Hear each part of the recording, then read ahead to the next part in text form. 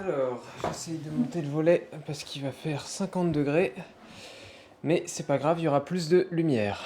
Bonjour tout le monde, aujourd'hui on se retrouve pour une nouvelle vidéo, je suis heureux de vous retrouver sous un temps caniculaire pour vous présenter cette vidéo que j'ai intitulée 4 étapes clés pour mener à bien, pour imaginer son projet de l'été. Je me dis que c'est important de parler de ça aujourd'hui et d'essayer de se fixer un projet et un cap clair, notamment pour la rentrée, parce que comme il y a pas mal d'informations qui sont assez anxiogènes en ce moment et que l'instabilité politique fait que je ne sais pas comment bien me projeter dans l'avenir, le fait de me focaliser mon attention sur un seul projet durant l'été, ça va me permettre peut-être de passer au-delà de ces actus anxiogènes et de me dire j'avance aussi dans mes projets, j'avance dans mon futur et il paraît un peu moins incertain parce que je sais que je suis en ordre de mouvement pour aller vers cet objectif que je me suis fixé. Souvent, on peut avoir un projet, un rêve, une envie particulière de réaliser quelque chose et on est un peu bloqué.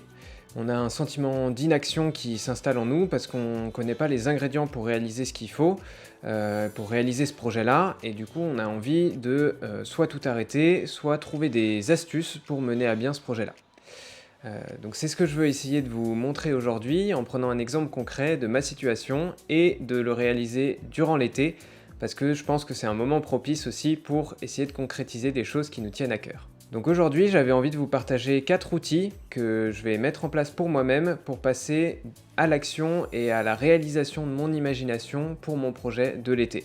Pour mon projet autour de l'imagination, j'ai vraiment envie pour la rentrée de devenir un acteur un peu incontournable de la projection dans le futur, d'être capable d'accompagner des collectifs à se projeter dans leur vision d'un futur désirable et à arriver à mettre en place les jalons et les bonnes étapes pour créer cette vision au quotidien et avancer ensemble vers un futur désirable. C'est un projet un peu ambitieux, il n'y a que 2 mois pendant l'été, mais j'espère qu'avec les 4 outils que je vais vous présenter là, je vais pouvoir me rapprocher de cet objectif. Le premier outil que je vous présente, c'est la magie de l'aventure.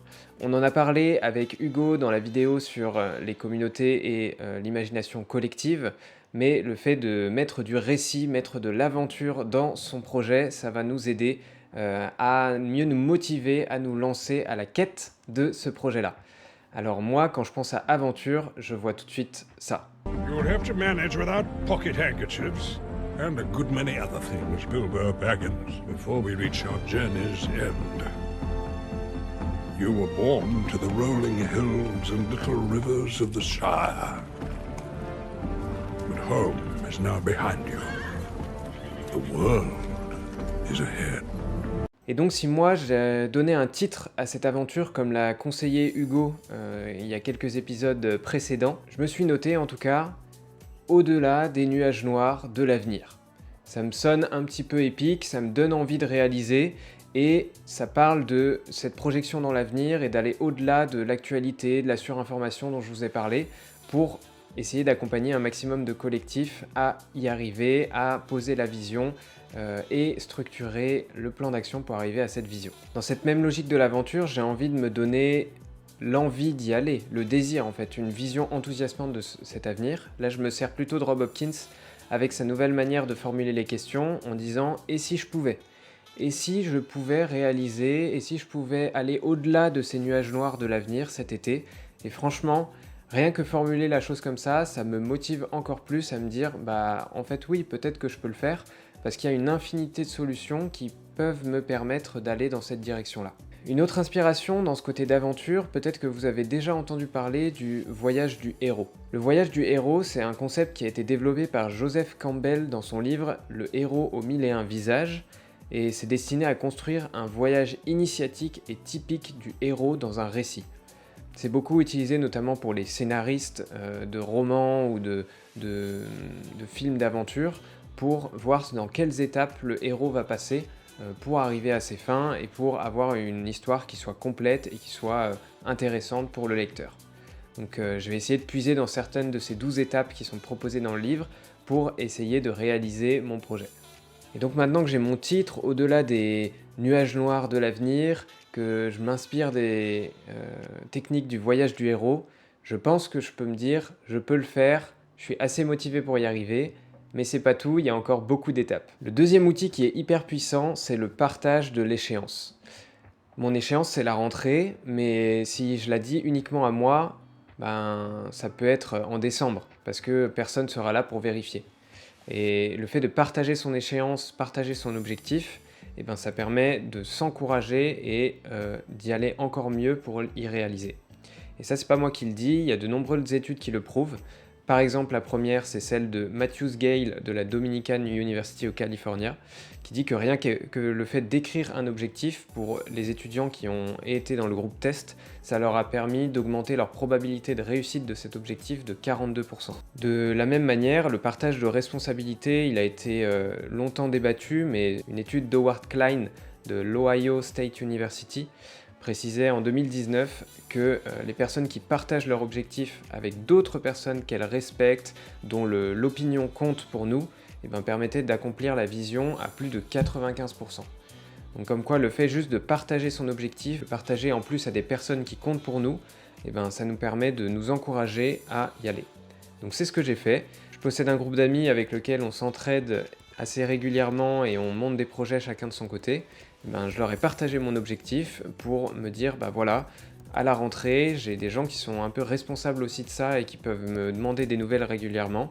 Je vais essayer de devenir une référence en la matière de l'imagination, de la projection dans l'avenir. Donc on verra et j'espère qu'ils seront là aussi pour me soutenir dans cet objectif. Maintenant j'ai un titre à mon aventure de l'été, j'ai pu partager ce titre et l'échéance que je me donnais, mais maintenant il va falloir y aller. Et comment on y va maintenant, c'est assez compliqué parce que si je me fixe uniquement mon résultat, mon cap à long terme, ben ça peut faire froid dans le dos et ça peut me donner peu envie de le réaliser parce que je me dis waouh, septembre c'est dans 2 mois, est-ce que d'ici 2 mois je vais arriver à aller au-delà des nuages noirs de l'avenir? Je sais pas. La première étape, ça va être donc de découper ce résultat en une série de petites actions qui sont facilement accomplissables.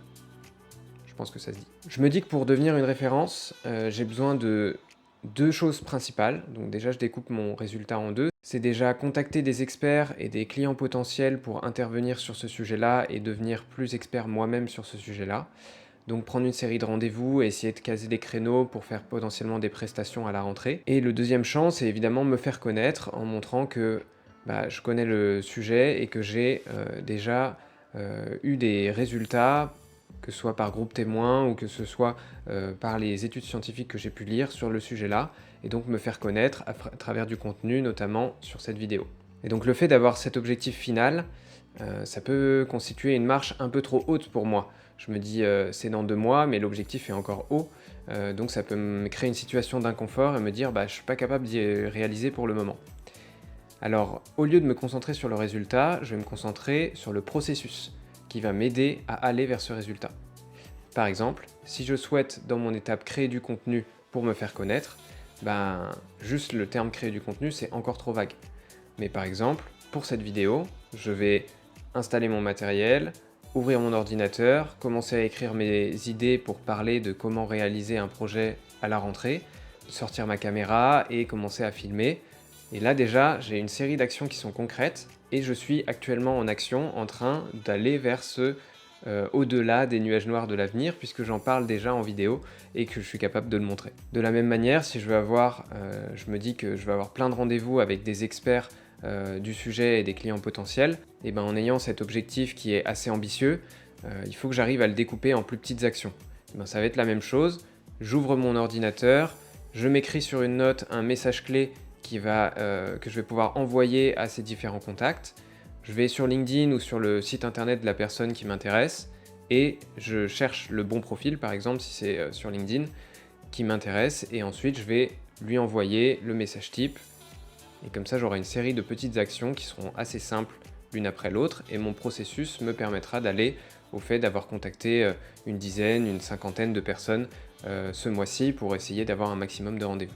Enfin, le 4e conseil que je vais m'appliquer et que je vous partage aujourd'hui, c'est plutôt tiré de l'univers sportif. Je fais pas mal de sport d'endurance et donc ce qu'on dit souvent et ce qui marche souvent actuellement, c'est que la régularité est plus importante que l'intensité.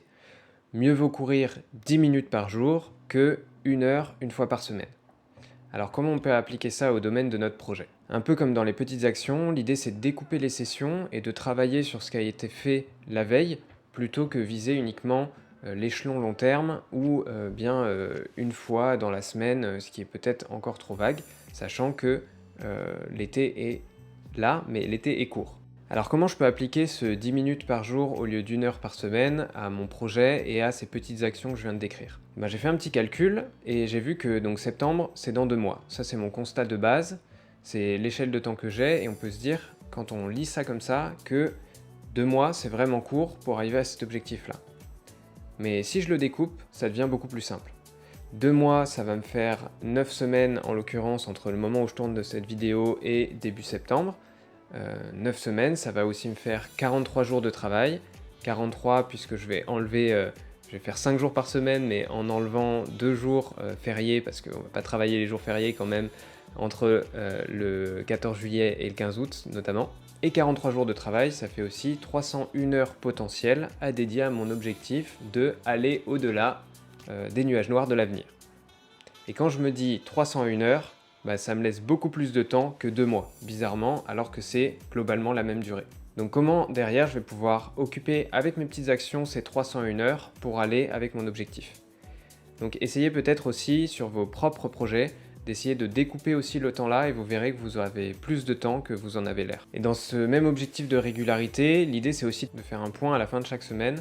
Moi dans mon agenda, je me suis mis un petit créneau de weekly review où je peux voir est-ce que cette semaine j'ai bien avancé, qu'est-ce que je vais faire la semaine prochaine pour avoir un peu un check de comment les choses avancent pour être sûr que je m'égare pas et en même temps que je vais dans la bonne direction et que je mets en place des petites actions qui me permettent d'aller à mon résultat final.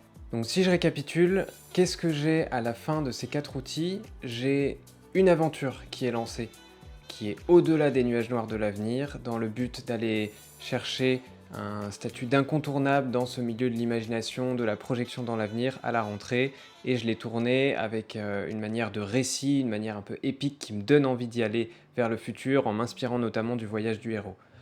Ensuite, la deuxième étape, c'était de partager mon échéance, partager mon objectif autour de moi, à travers mes amis qui me soutiennent dans les projets et auxquels notre réseau de soutien, pour me dire, voilà, je me suis engagé auprès de certaines personnes pour arriver à être cet acteur de référence. Ensuite, la troisième étape, c'était penser plus au processus qu'au résultat, découper mes petites actions, découper mon résultat plutôt en plus petites actions, pour arriver à me motiver au quotidien et me donner des étapes clés, des actions simples pour que je puisse avancer vers ce résultat-là. Et enfin, la dernière étape, une fois que j'ai fait les petites actions, c'était de me dire comment je reste régulier là-dedans, au lieu de me faire une grosse session par semaine, de l'en faire un peu tous les jours, de aujourd'hui tourner une vidéo, demain faire le montage de cette vidéo-là, mais ensuite sur d'autres jours, ça va être contacter tel expert, telle personne, pour pouvoir avancer petit à petit en ayant des étapes concrètes. Chaque semaine, un petit review de ma semaine qui me permet de me dire est-ce que j'ai avancé dans la bonne direction, est-ce que là je me suis égaré, pour pouvoir recentrer le propos. J'espère en tout cas que cette vidéo vous aura plu, vous aura permis peut-être d'éclaircir aussi un projet pour vous cet été. En tout cas, prenez quelque chose qui vous tient à cœur et essayez de suivre ces 4 outils. Et je vous promets que d'ici la rentrée, vous aurez accompli de belles choses. D'ici là, je vous souhaite un bel été. On se revoit très rapidement pour un nouveau contenu et prenez soin de vous.